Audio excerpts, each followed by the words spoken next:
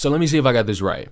BLM bought a mansion for $60 million in 2020 and tried to hide it for so long. And then when somebody was snooping around investigating the mansion, all because of a dumbass YouTube video that one of the owners put out, they decided to come up with all these responses to try to dumb down the situation and act as if, no, this is something for the community. No, this is for this youth group. No, this is this influencer house where people could come in and broadcast things and record things and make things as independent black artists in media or content creation. Which reminds me, quick little question for all the people that's gonna say, that's a good thing. There are content creators out there that need the help. What is that going to do to help the disenfranchised black man that can't afford a phone, camera, laptop, editing equipment? I don't think people want to constantly spend their days watching on somebody else's phone a video about somebody fighting to exist on a platform like TikTok. I'm pretty sure there are not a lot of people who are interested anymore about somebody saying, oh, we got all these issues in America. There are more and more people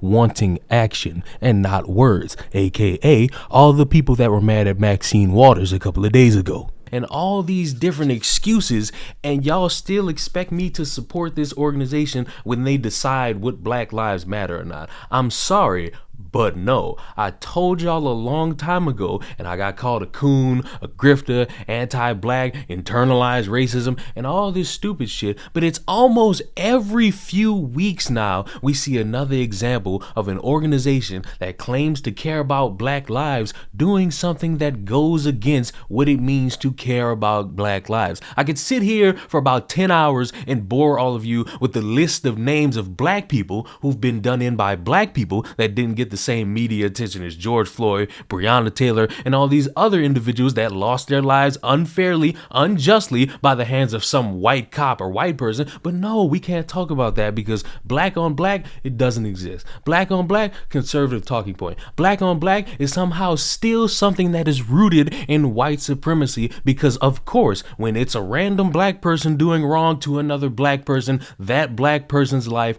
doesn't matter. But I just find it interesting that a group of people who claim to care so much about the community, so much about the existence of the disenfranchised black person, is doing things that goes against that exact talking point. Millions of dollars spent on mansions, and the one thing I found astonishing is that one of them was like, yeah, you don't know what it's like to live in this box. You don't know what it's like to deal with all this. So the correct response is to sit there with your buddies and act all fancy dancy and try to be this great influencer for black lives, but you quit as soon as the heat came upon you for all the weird things that are going on in your organization. Categorically, this organization made no sense from the jump. The words still hold weight. Black Lives Matter. Those words hold weight. That organization has been the biggest embarrassment to black people I have ever seen within the past 5 years. There's no way anybody could actually try to make it make sense that somebody who's trying to do better with the community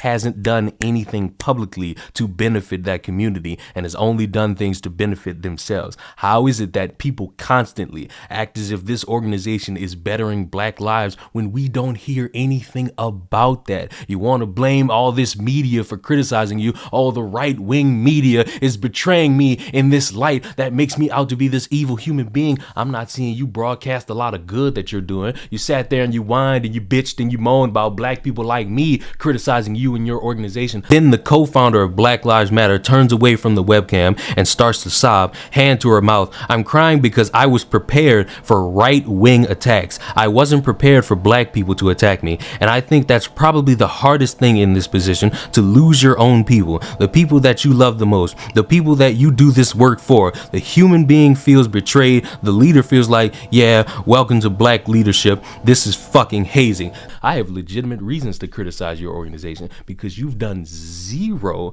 to actually change the lives of the black lives you claim to care about. You've done nothing but stand up next to Al Sharpton, the dude who looked like Schnitzel, and any other bastard in a suit who's trying to pretend like they care and act like, yes, everybody, hold your fist in the air, chant this, and we all gonna do something in due time, when you you've done absolutely nothing. And my core issue is that, yeah, black lives really don't matter in this scenario because you've disappeared off the face of the earth. Some new guy in a suit is the leader of the country and the job has been done. Nobody cares anymore. They're not going to care until the next election cycle where we got to prop up somebody as the ire of all black people, and we got to get all the dumb 20-year-olds to chant the name. We got to get the teenagers to make TikToks. We got to get the influencers to sit there and say, oh, why don't you care about these black lives? Post this black square if you care about black lives. If you white friends don't talk about this, I see you. I hear your racism deep inside, and I will no longer associate with you, and it will do nothing to help a black life. I don't know why people like to say this organization is helping. I don't know why people get mad when people call this organization a scam, but that's what it is, a scam. They're not doing much to help the community. They're doing things to help themselves. They got all that money that nobody can figure out where it came from. Nobody knows who's got a hold of it. Nobody knows where it's all going, but magically these $60 million homes and these $6 million mansions keep popping up and they keep buying them, and it's just rosy daisy. Yay, black people, they're getting money. They're doing all this. I thought black people getting money was a white man's issue. I thought the only way black people could make money is by selling out to the white guy. But isn't it interesting that an organization spent all that time trying to prop up only a few black people as a means to say Black Lives Matter, but they never opened their mouth about anything else. They never opened their mouth about any other issues in the black community. The only issue in the black community is a white person. That's it. And people made money off that. They preyed on people's emotions like that. They got all that donation money off of that one chant. All the white supremacists, all the white oppression, all the white guilt, all this different white allied type shit to get people to buy into the fact that these people were gonna be the ones to help them. And lo and behold, nothing's changed. Wow, what a shocker. An organization that's kind of been around since Trayvon Martin hasn't really done anything to solve any of the problems that exist in the black community.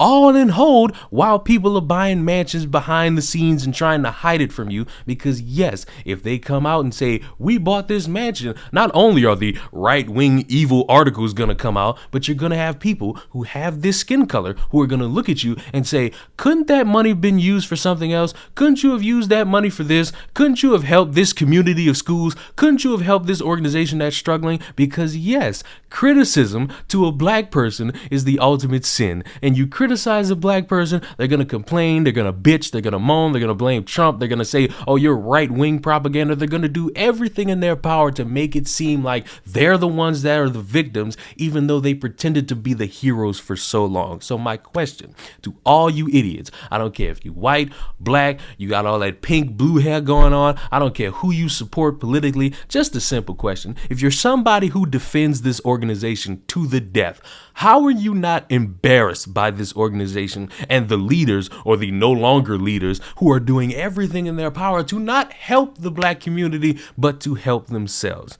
Because if it were me and I found out that people I'm working with are having all this money and they're buying all these things and they're trying to flex and flaunt and act as if they're the richest in the room and act like they're the ones that deserve this because they're the ones that suffered the most. Meanwhile, you got communities of people that have suffered and they're not really getting that same type of millions of dollars. Wouldn't you be embarrassed by that? And if the answer is yes, congratulations. You have 2% of morals left in you. But if your answer is a bunch of excuses trying to make it seem like, oh, it's black women on the rise or some marginalized excuse, congratulations, because you get a badge for enjoying being fucked in the ass by people that prey on your emotions. Subscribe to the channel. I'll see y'all in the next one. Goodbye.